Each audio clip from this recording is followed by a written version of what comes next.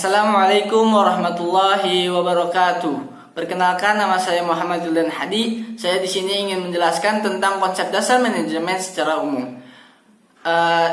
Definisi manajemen adalah keseluruhan proses aktivitas yang dilakukan oleh sekelompok manusia dalam suatu sistem organisasi dengan menggunakan segala sumber daya untuk mencapai tujuan secara efektif dan efisien. Tujuan dari manajemen ini adalah untuk menjalankan dan mengevaluasi strategi yang telah direncanakan agar strategi itu dapat berjalan dengan efektif dan efisien. Nah, dari tujuan itu memiliki tahapan-tahapan. Ada 4 tahapan. Yang pertama adalah perencanaan, yaitu proses penentuan strategi dan taktik yang tepat untuk mewujudkan target dan tujuan organisasi. Yang kedua adalah pengorganisasian, yaitu proses yang menyangkut bagaimana strategi dan taktik yang telah dirumuskan dalam perencanaan didesain dalam sebuah struktur organisasi yang tepat dan tangguh, sistem dan lingkungan organisasi yang kondusif, dan dapat memastikan bahwa semua pihak dalam organisasi dapat bekerja secara efektif dan efisien guna pencapaian tujuan organisasi. Yang ketiga adalah pengarahan, yaitu proses implementasi program agar dapat dijalankan oleh seluruh pihak dalam organisasi, serta proses memotivasi agar semua pihak tersebut dapat menjalankan tanggung jawabnya dengan penuh kesadaran dan produktivitas yang tinggi. Yang terakhir adalah pengawasan, proses yang dilakukan untuk memastikan seluruh rangkaian kegiatan yang telah direncanakan, diorganisasikan, dan diimplementasikan dapat berjalan sesuai dengan target yang diharapkan sekalipun berbagai perubahan terjadi dalam lingkungan dunia bisnis yang dihadapi.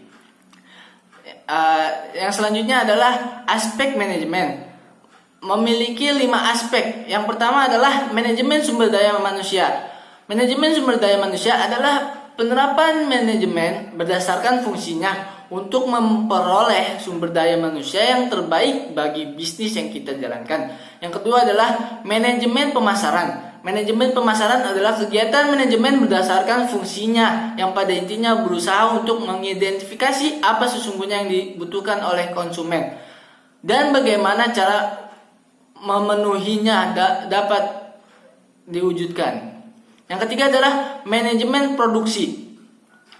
Manajemen produksi adalah penerapan manajemen berdasarkan fungsinya untuk menghasilkan produk yang sesuai dengan standar yang ditetapkan berdasarkan keinginan konsumen, dengan teknik produksi yang seefisien mungkin, dari mulai pilihan lokasi produksi hingga produk akhir yang dihasilkan dalam proses produksi. Yang keempat adalah manajemen keuangan. Manajemen keuangan adalah kegiatan manajemen berdasarkan fungsinya yang pada intinya berusaha untuk memastikan bahwa kegiatan bisnis yang dilakukan mampu mencapai tujuannya secara ekonomis, yaitu diukur berdasarkan profit. Yang terakhir adalah yang kelima, manajemen informasi. Manajemen informasi adalah kegiatan manajemen berdasarkan fungsinya yang pada intinya berusaha memastikan bahwa bisnis yang dijalankan tetap mampu untuk terus bertahan dalam jangka yang panjang. Dalam konsep dasar manajemen secara umum memiliki kelebihan dan kekurangan. Yang pertama adalah kelebihan.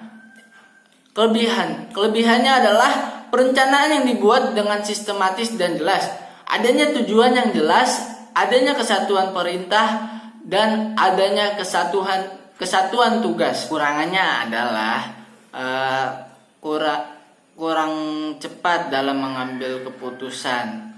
Mungkin cukup sekian dari saya. Kurang lebihnya mohon maaf. Wabillahi taufik wal hidayah. Wassalamualaikum warahmatullahi wabarakatuh.